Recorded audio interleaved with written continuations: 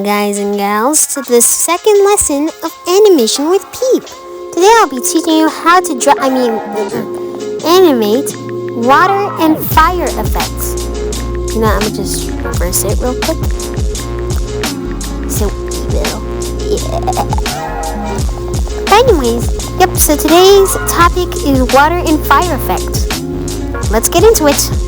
It's going to be a little bit difficult, but you guys will get it, hopefully. So we're going to start off with orange, of all times. So to start, we're going to make something I like to call a comic book or a comic strip fire. Basically, it's very simple. Looks like a burst flame, and it's so it's the most simple version. It's not that hard to make, as you can see. It could be used in an animation, but like still. Anyways, the next frame you want to do is like that. And basically, you want to go between the crevices that the original frame fire didn't have. See? Yep. And then color it in like last time. And then you get this really simple fire effect that's like this. It's really simple. Shouldn't be that hard for most of you. In fact, this is actually the fire effect that I'm actually using in an upcoming animation, which is the remastered version of Fight, my original stick fire animation. So go check that out. Anyways, as you guys can see, it's pretty simple, but we can make it better. So what we're gonna do is grab a darker. We're just gonna stay in the orange zone. We're going to take a darker shade of orange and outline it like so. Let me finish with that last point. And then we're going to do the same for the next frame. And then we're going to do something that's going to look a little bit weird at first, but it should be worth it. It's what I'm using. Hopefully it's good to you guys. Now we're going to take the lighter orange, and then we're going to just wiggle it on down the middle.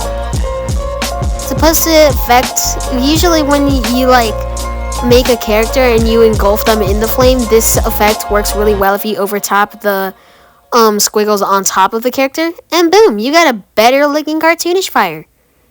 But now we can make it even better, as you are about to see, because we are going to make a realistic fire.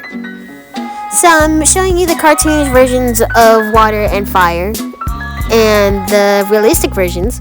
So first, we are going to draw this this time, instead of just making a pure spike, we want to actually curve it a bit to make it, oh yeah, and draw these embers too. I mean, extra points if you get the embers, because the embers are a little bit confusing to remember, but once you get it, you get it. So now we have this solid frame. Now we just got to color it and everything, as always.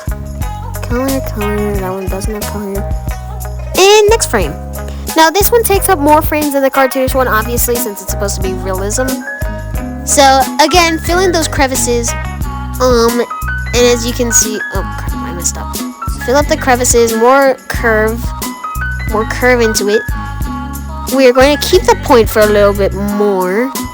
The point's going to disappear eventually. And then of course, finishing them crevices and putting that one in. Oh right, the embers. Here we go. So each time you, instead of water where the embers will be going down from the water, you want to make this one go up, like up on top of the fire. And it's going to get progressively small as the frames go on, and you'll see it. So as you can see, it now looks like the fire's going up, like a fire should be. Crap, I need to align these. Okay, hold on guys.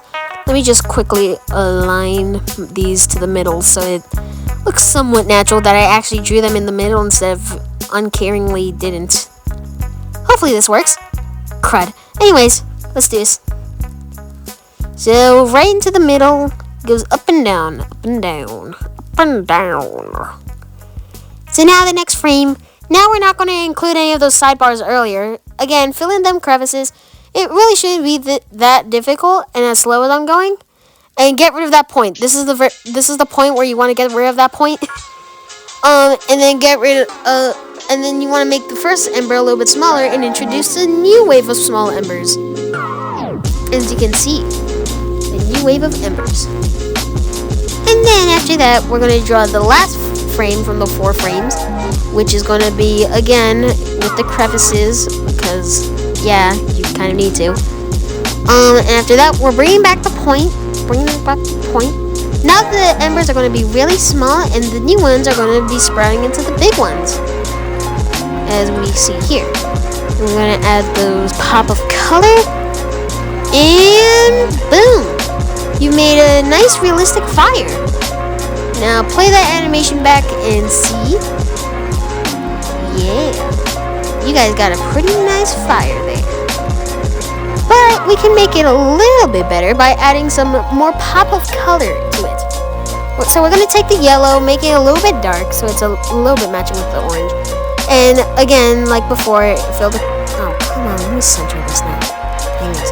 Anyways, now what we're going to do is take these... Now we're rounding them this time. Yes, rounding them.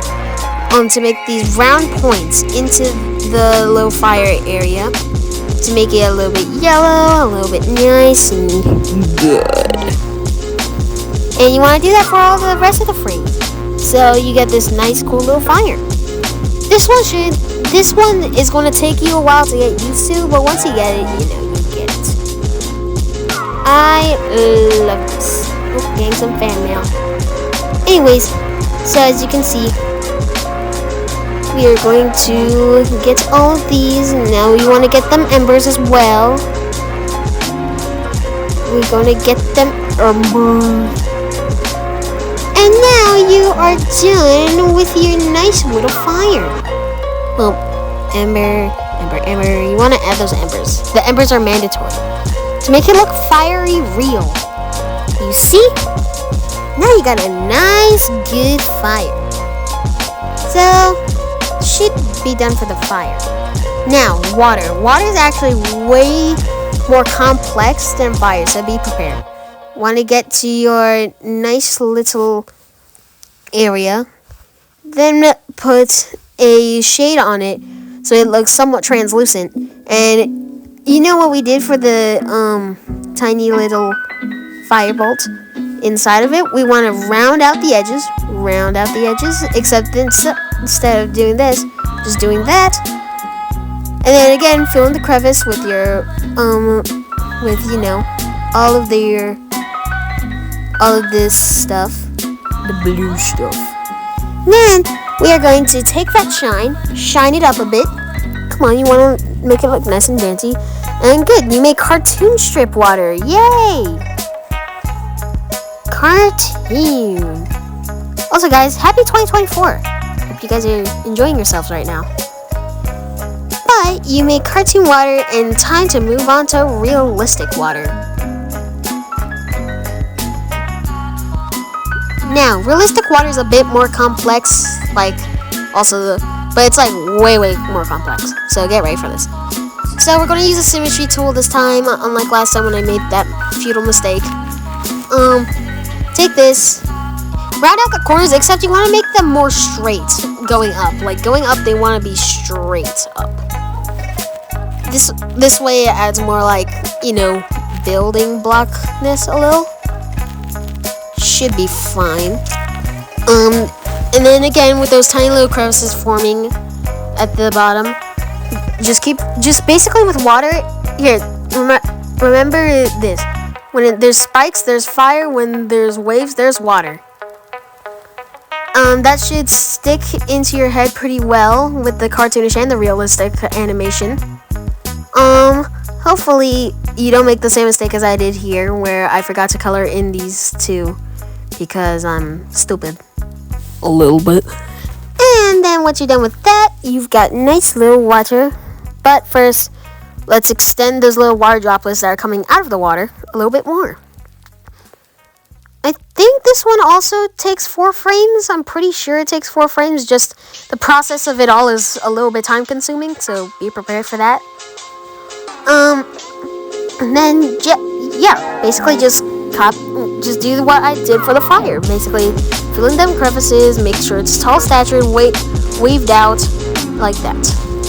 Then, of course, include this little... And now look, you got a nice little wave effect. There's some of the Then we're going to do the same thing. Add more crevice needed, as you can see. And I'm pretty sure that's all the frames. Yeah. I'm sure. But first, before we start this awesome animation, we need to add them shines. Well, no, not 2 shines, just 1 shine. Add those shines for the rest of the water, and boom! Look at that. But we're not done. We gotta add some shade to the water too. So we're gonna take this dark blue and add it throughout the water. Fill it up through the crevice. Up, and boom! Look at your beautiful water. Isn't that nice? Now, this effect you won't see much because it's a little bit time consuming, but it's still a really good one. You may also see this one used in a bunch of dripping animations, like I'm doing here. I made this drip animation at 14 frames per second so it looks a little bit more smoother. How you guys like it? Hope you guys do.